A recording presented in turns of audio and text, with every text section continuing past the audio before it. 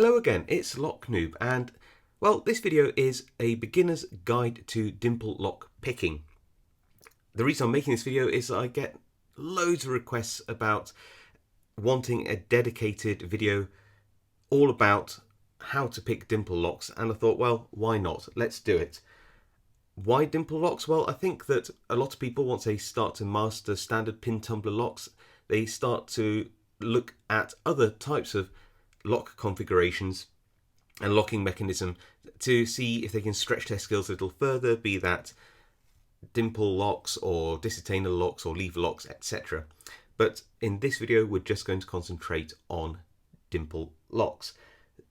We're going to start with, what is a dimple lock? What picks do you need? How do you tension dimple locks? Basic picking and raking techniques, as well as what locks to then go on and practice with. So what is a dimple lock? Well, first let's look at a standard configuration pin tumbler. There you go, you can see that you have some driver pins at the top. There are some key pins in the lock itself. The key pushes those key pins all the way to a shear line. You can then turn the lock once all of the key pins are lifted to the correct height, pushing the driver pins out of the core or plug. You'll notice that the key pins sit pretty high up in most of these standard configuration pin tumblers, where the keyway is vertical like this. That gives you an awful lot of room to put a picking tool. You can either put it at the bottom, then wind it around this warding, or you can actually put your picking tools in on this warding ledge, and you get a lot of space to manipulate those pins. Now let's look at a dimple lock keyway, and you'll see that what we have is a keyway which is now horizontal. Just look at where those key pins are resting. They're not resting on some warding towards the center of the lock, they're actually resting on the bottom of the keyway. That means that you don't have very much room at all to put a picking tool in without the risk of oversetting the key pins and pushing them up into the Bible and stopping the lock from opening that way. So let's have a look at how one operates. It actually operates exactly the same. There are a row of key pins on the bottom, and they will lift up in turn till they're all at the shear line and push these driver pins here out of the core or plug, allowing the lock to turn. If you look at the key itself, you'll see that it has bitting that is pretty much exactly the same as you'd see on a standard key, albeit it has a limited height difference between the lowest and the highest pins, just because there isn't as much vertical space in a horizontal orientation. Now, many of the higher security dimple locks have this horizontal flat keyway configuration, and these locks are really common, it seems, all over the world, but mostly outside of the United States for reasons I'm not entirely sure about.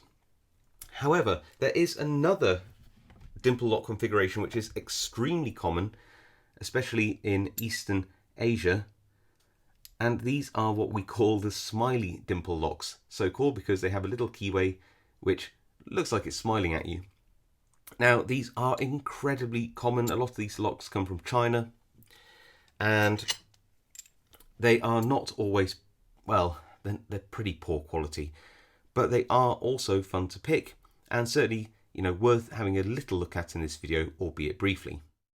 One thing worth mentioning about dimple locks is that quite often manufacturers see these as their high security locks, mostly because I think that seeing and picking these dimple locks is relatively rare to begin with, and maybe the way that the keys are horizontal makes it easier for manufacturers to put in extra security elements into their locks, such as multiple rows of pins. Here you can see that you have a row of pins at the top and a row of pins at the bottom.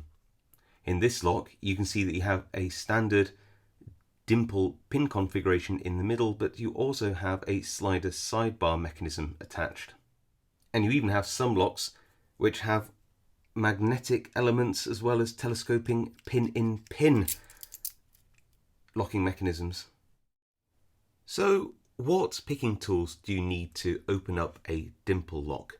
Well, for the most part, although I have used them on very rare occasions, standard pick and rake tools just won't work in these types of locks. Why?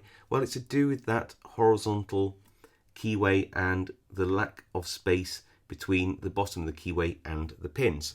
So for example, a typical bow guitar like this won't be able to even get in to that keyway. It's way too big, at least 4 times too big. Even slim profiles like the City rake here just will struggle to get in, and even short hooks like that, again, just you can't really force them into those keyways. Like I said, there are rare occasions where this is possible, but for the most part, your standard set of picking tools isn't useful here. What people tend to use are things called dimple flags. Flags because, of course, they look like little flags.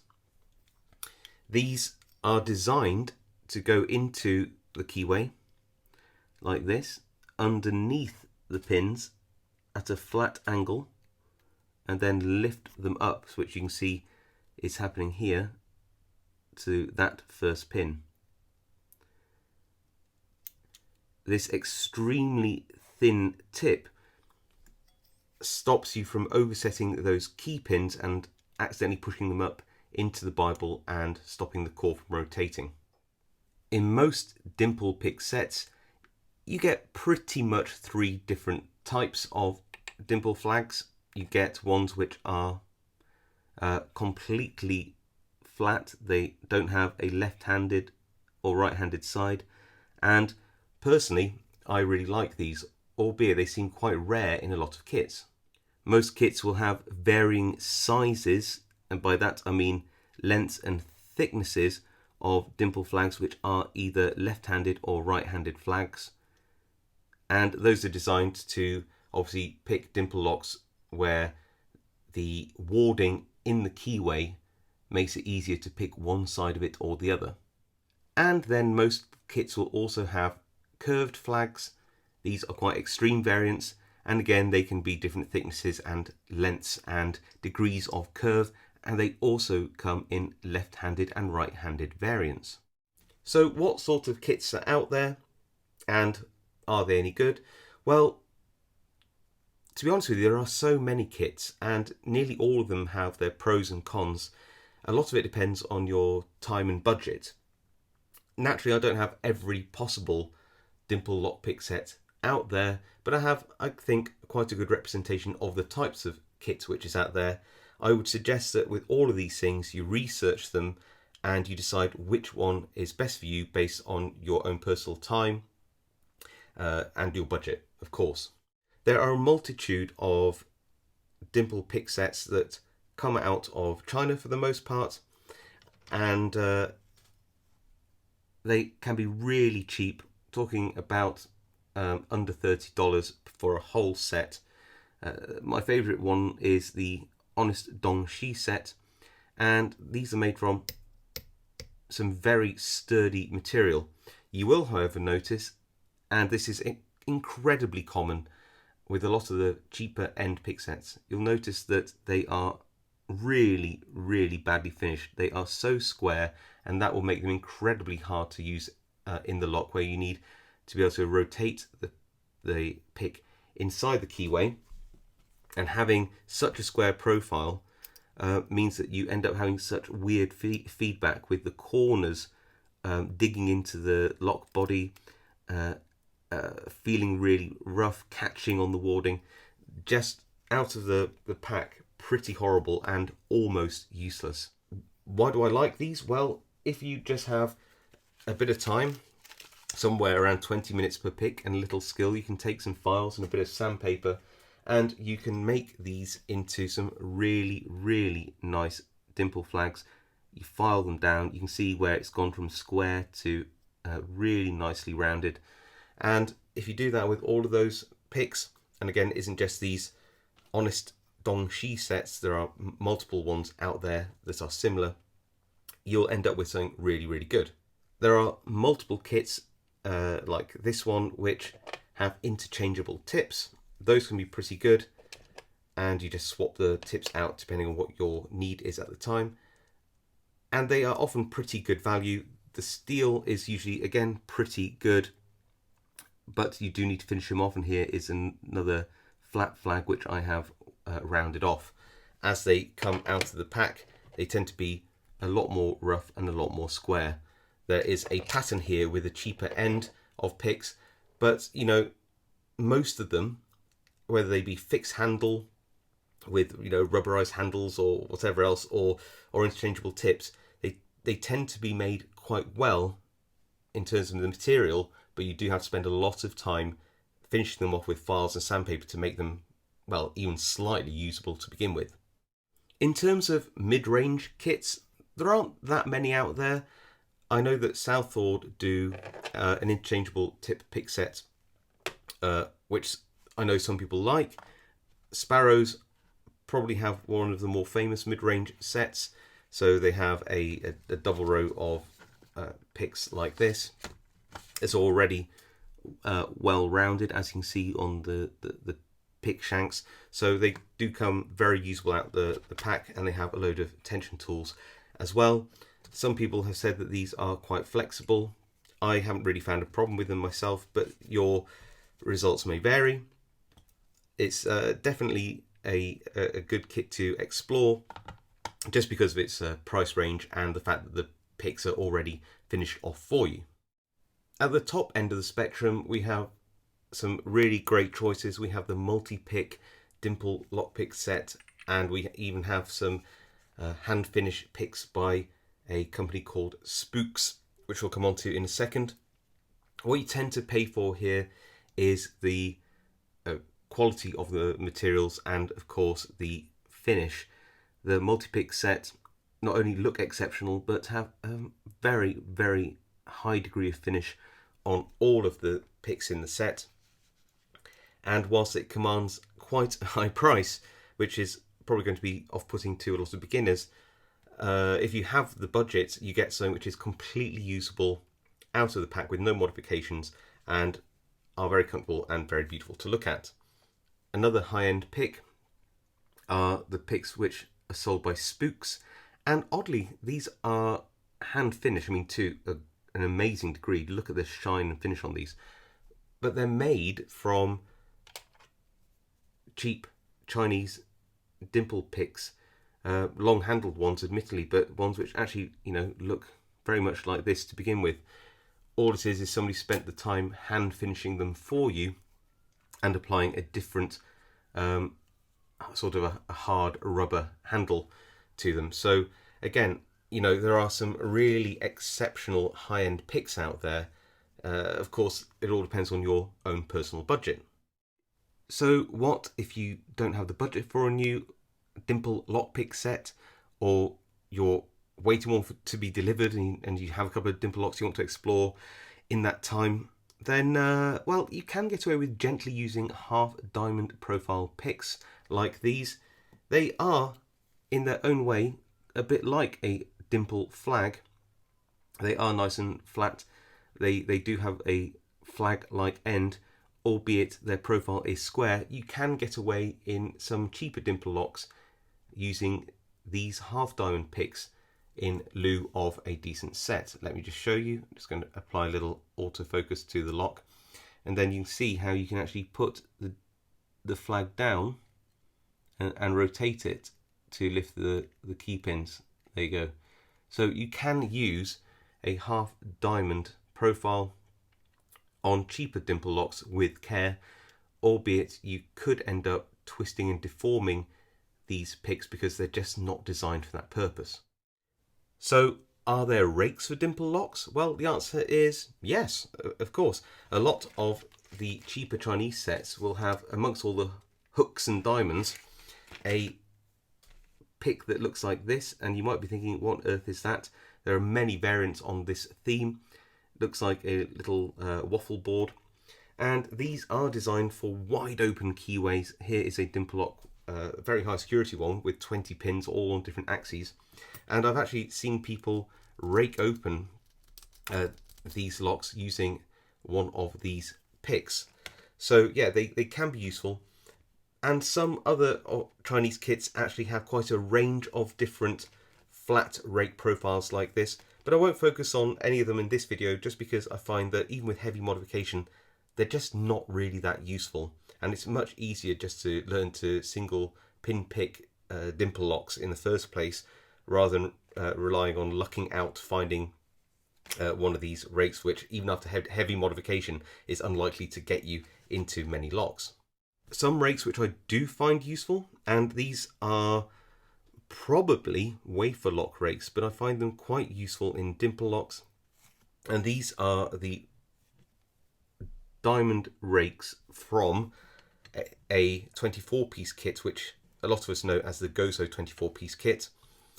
There are many different variants with lots of different branding on there, but you'll know it when you see it. And these are particularly good in locks. In fact, I will show how you can rake one of these smiley dimple locks with them a bit later on. So what do we use for tensioning dimple locks? Well, a lot of the cheaper kits will just provide you with all sorts of what we call Z wrenches because of their Z shape. This one's a particularly fancy one. And sometimes just some standard L wrench tools. Frankly, there's nothing wrong with these. I keep a few in my kit because they are very useful. If you look at Dimple Lock Key Ways, there's usually on ones which don't have too much warding, a nice big section here where you can slide in a tool like this. I'll get the right side, and you can apply tension using this tool quite nicely like that, so you can pick these pins. Surprisingly good, and there's nothing wrong with them at all. But then most standard tensioners, if put in the right place in a dimple lock, can be used as well, just like that. A lot of kits will just have these, well, quite generic flat Z wrenches like this, and again, I have one all the time in my everyday kit. They work brilliantly, and the two different sides really give you a couple of options in terms of thickness for these keyways. There are multiple Chinese outlets which have, well, all sorts of dimple lock tensioning kits, and these are actually very cheap, but they're quite useful. They come in all different sizes and thicknesses, and I think that it's definitely worth sort of getting one of these cheaper tensioning sets just because they offer you a range of different thicknesses of tools and sizes for all sorts of different warded keyways. Very, very useful. Some of the commercial kits you can buy have really excellent tensioning tools. The multi-pick set, for example, has some extremely strong Z wrenches, which I'm very partial to. And the Sparrow's Dimple Pick set comes with some really very strong tension tools, which again, I really, really like. As I said earlier though, you don't necessarily need to go out and buy specific tension tools for dimple lock picking. Probably stuff you already have in your pick kit is going to be perfectly good for tensioning a dimple lock. Essentially, if it fits in the lock and it provides tension, it's a tension tool for a dimple lock. So don't overthink it. See how you get on with what you already have. If you do get a dimple lock pick set, see how you get on with the tools which are provided in that set. And if you don't like any of those, then do look to some of the top manufacturers to see if they sell their dimple lock tension sets separately, and have a look at those as well. So how do we go about picking a dimple lock? Well, the first thing to do is find a tension tool which fits the lock. It'll all depend on the warding inside, but it's always best to go away from the pins as much as possible and find a tool which will tension the core of the lock without rubbing at all on the body of the lock itself, so that you don't end up sort of binding the core and the body together with your tension tool, which will not allow for good picking. This Z wrench here is perfect for this lock. You can see it's resting entirely on the core itself and will provide excellent tension either this way or this way, so clockwise or anti-clockwise depending on which way you want to pick the lock. In terms of what pick to use, well, you're going to want to use a pick which will access the pins from either side of the pin itself and push those pins all the way down to full height. So you can see that I have a right-handed flag. I could access the pins on this side, and I could push down on those pins and push them to full height, or push them down as far as they go. So this would be a good choice. You could also attack those pins from the other side using a left-handed flag. So here's a left-handed flag, and again we might want to access them from here and push them all the way down. That would work quite well from this side as well, and again that's a matter of choice. You could maybe even pick these pins by resting the pick at the bottom of the warding here and use a curved flag to reach round and push these pins down. Now, there is no right answer at all to this. It all depends on what works best for you in which lock. I quite often use a flat flag like this, and then I can pick from whichever side I want depending on how I feel. Like I said, there is no right or wrong. You just have to choose the right approach for you. The one golden rule, however, is generally speaking, and sometimes you have no choice, admittedly, but when you are picking, say for example, pins clockwise, so you're rotating the flag this way, you don't necessarily want to be tensioning clockwise as well. That will just make things a lot harder on the pick itself, and when there are spools, give you feedback which isn't as good. What you want to try to do is tension the opposing way to the way you're picking. You will find that you have far better feedback on the pins, and I believe much better tension control as well. So whichever way that you decide to pick on those pins, if you're picking therefore clockwise like this, you probably want to tension anti-clockwise. If you are going to tension clockwise, you probably want to pick anti-clockwise. Again, some locks won't allow you to pick and tension in opposing directions. That's just the type of lock it is. A lot of them are found in padlocks, but for the most part, that's what you want to try to achieve. So let's look at some basic techniques. I've got the lock in the vise. It's at an odd angle, but you should be able to see the driver pins here, and you should be able to see where the tips of the key pins are here, and you'll see the pick tip go through the lock as well. I will be using the flag in a clockwise direction, turning this way to push the pins down. So I'm going to be using the tension tool anti-clockwise like this, lifting it up essentially, and when I want to decrease the tension, I'll drop it down. To begin with, just put the lightest amount of tension possible, put your flag in, and just feel how it feels running across the tips of those pins. And what you should feel is if you keep the flag really flat, don't turn it in the lock, just keep it flat, you should feel the pins ride up and down the flag tip itself, and you'll feel when you increase tension, some of them even feel like you have to force the pick past them. In fact, pin 1 there definitely feels like I have to force the pick past it, and this is quite a nice chisel tip on there, so it should be able to push past that pin. But that means it's binding. That means that this pin wants to be set. So how do I set it? I decrease the tension a little bit, get on top of that pin, and then increase the tension and turn it. Could you hear that little click? And then you do the same, starting on 2, 3's binding, decrease the tension a little bit, get on top, and I think we're set. 4 now. There you go, little click. 5 just was set by moving the pick past it. 6 now, little click. 7 is binding strongly, so I'm just going to reduce the tension a little bit, just a little bit, not enough to drop all the rest of the pins, then increase the tension, and there we go, picked it, and we have an open, just like that. Let's talk about dimple rakes. You can actually buy sets of these, although like I said, they do come in other kits as well.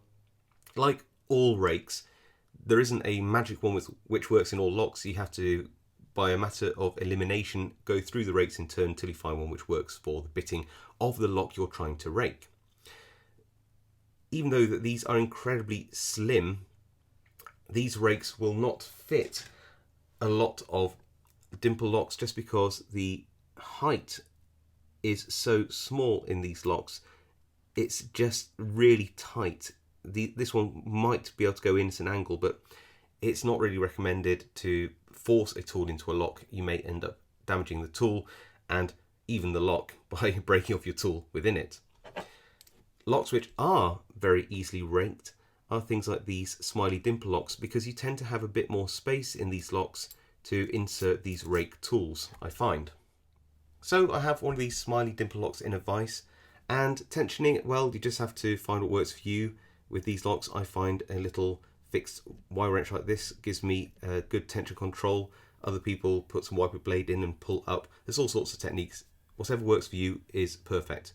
Like all raking techniques, you're probably best putting the picking tool in first and then applying a small amount of tension, just enough to hold the core against the body. So you're binding some of the pins and you're just holding it there. You don't need much more. And then you can do your raking technique on the lock, and hopefully you get an open like this.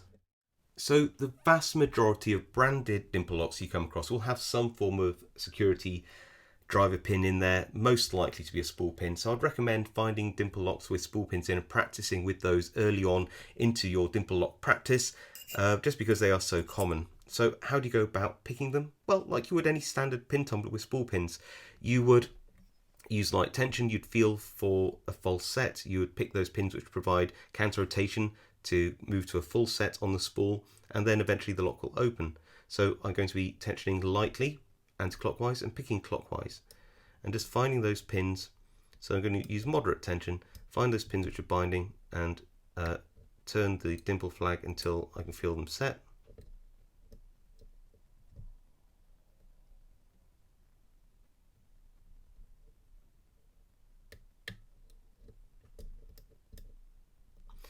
And I'm just going by feel on this, because it's all about not necessarily what pin you're on, but you know, what feedback you're getting from your pick. Does it feel like, you know, I can feel like pin 7 there is set. I can feel that pin 6 here has no counter rotation at all. That feels completely set as well. So you know, you're just going through and just feeling your way through these pins, seeing what is providing feedback and what isn't. I feel that I'm struggling to get past pin 1, and that was the last pin to set.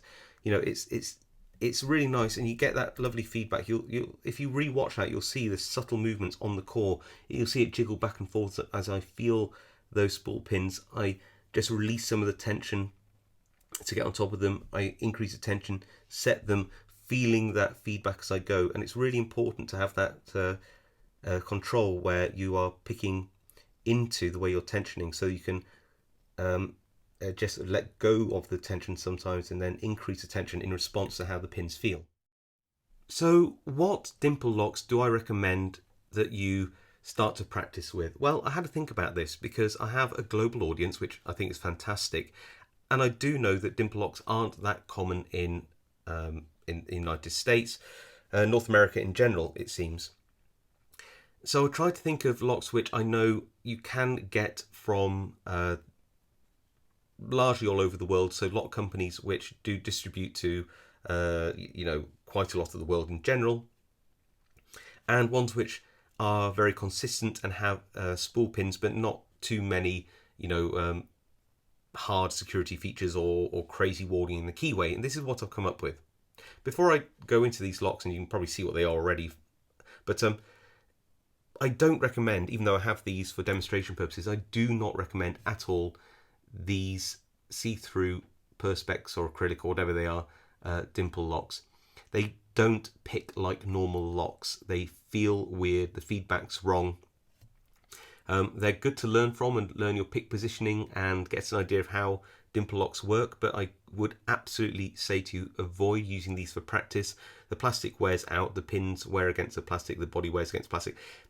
The feedback changes over time. They don't last very long. Just really avoid these if you can for practicing. Perfectly good for buying, for demonstration purposes and getting pick placements and seeing what you're doing.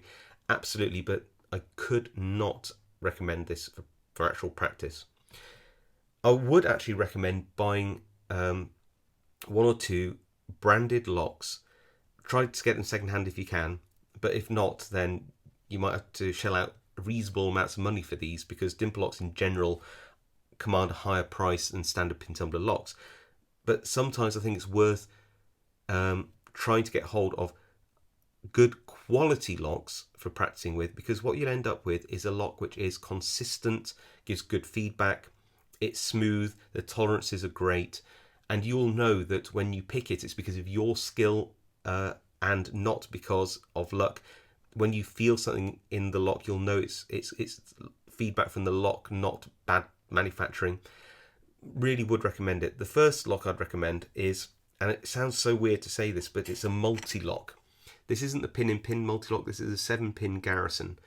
These have really wonderful spools inside, and the feedback on these is excellent. So if you look at the warding, it's actually quite a nice wide open keyway. You've got a lot of tension choices in there. You've got a lot of pick position choices in here. It's a wonderful lock. It's very, very consistent in its feedback. Yes, it has spools inside it, but you know, they're not much harder than spools you find in any standard pin cylinder lock. So I definitely would recommend the 7-pin Garrison. Like I said, sounds crazy recommending a multi-lock, but I really would. Another one which I'd recommend is the Avocet Pioneer Plus, and here it is. You can still buy these. You can pick them up secondhand quite commonly as well. And again, these are just really nice locks. I believe these are I think they're 7-pin as well, or they're 6-pin. Let's have a look. 1, 2, 3. Yeah, these are 6-pin locks. But again, they have spool pins in. They are made very well. They've got great feedback. They're very consistent. It's everything you want to practice with. Now, there are other locks which I enjoy picking myself and would recommend, say if I was in Europe or whatever. But I think that you're probably more likely to be able to get hold of these two locks in more places. I could be wrong. Definitely, if you've got any more recommendations, put them in the comments below, because I think people will be looking for good quality dimple locks that they can practice with, that they know are consistent and give good feedback. But these are my top 2 choices. So there you go. I hope that gave you a taste of dimple lock picking, what kit's available, what the pros and cons are, how you'd approach a lock, how you would tension and pick a lock, and what locks that you might want to purchase for practicing. Now, clearly, as you saw right at the beginning of the video, there are so many different variants of dimple locks with so many different security features. Once you get started, it'll open up a whole world of different picking challenges for you. Ones which are available in standard pin tumblers, but again, like I said, seemingly more common in dimple locks. I hope you enjoyed that video. Please give it a like if you liked it. Comment below if you have a question to ask. Subscribe if you like the content, and I'll see you all next time.